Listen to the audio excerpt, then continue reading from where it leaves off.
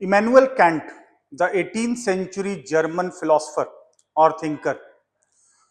18th century, as you know, was the century of enlightenment or age of reason, because Western society was going for modernization, and reason and rationality was one of the most important pillar of modernization. So Immanuel Kant of 18th century advocated for reason based morality. He highlighted that there are certain universal moral principles which has to be followed by all. Like, since human beings are rational and moral, so there is attached human dignity, and you treat others the way you want to be treated, because every human being is having attached dignity. That concept of human dignity became the basis of human rights later after Second World War. And Immanuel Kant favored democracy, morality, international peace, perpetual peace, and cooperation among countries for durable peace. So, Bentham, who is known for utilitarian theory or consequentialist approach, not duty for sake of duty, not out of moral conviction. For Bentham, the actions must be guided by the results, outcomes, consequences. So that utilitarianism based on rationality was hypothetical imperative. That morality is quite subjective, and every rational human being will decide morality as per his own convenience. So that is utilitarian approach, which was rejected by Immanuel Kant of 18th century. Categorical imperative rather than hypothetical imperative of Bentham. That there are certain universal moral principles which are to be followed as a matter of faith and commitment. So in that context, Immanuel Kant is idealist, and Immanuel Kant claimed that man is not means for certain end. Man is the end in itself, because every human being has dignity, morality, reason, and this leads to his entitlement. So, he is belonging to the category of deontologist, that is, duty for sake of duty. And Immanuel Kant also talked about noumena and phenomena. Phenomena that we experience, that we observe, that take place in time and space, that is called phenomena. That is rational, that is real.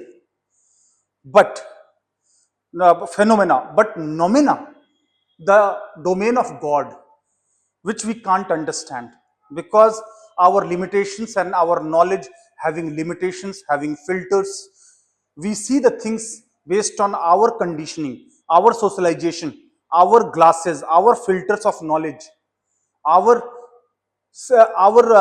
limited knowledge.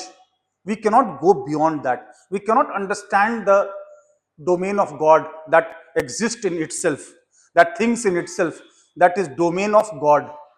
So that is not cannot be understood according to Immanuel Kant. However, G.W.F. Hegel, who came one generation later to Immanuel Kant, rejected Kant idea, and he says that human knowledge has no limits, because universal spirit manifest in all human beings, in all animals, in all nature, on all things that we see around.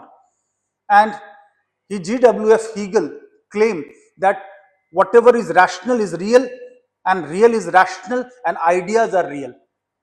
So Immanuel Kant had claimed that human knowledge has limitations, but G.W.F.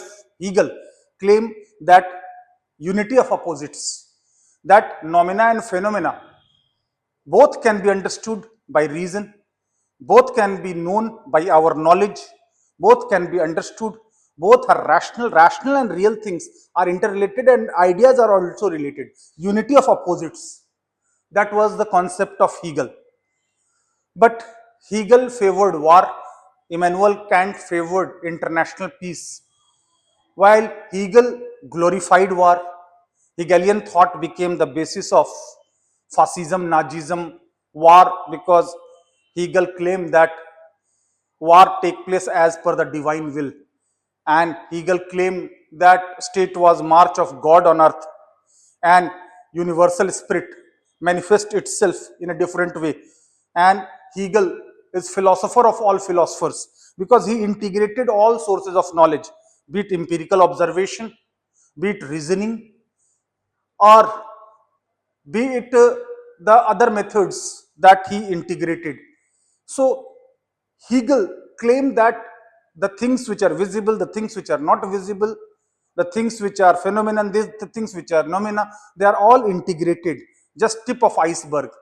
So 1/10 of ice which is visible, so that is body.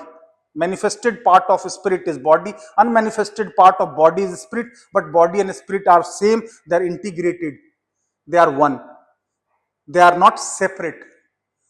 But Immanuel Kant did not believe in that.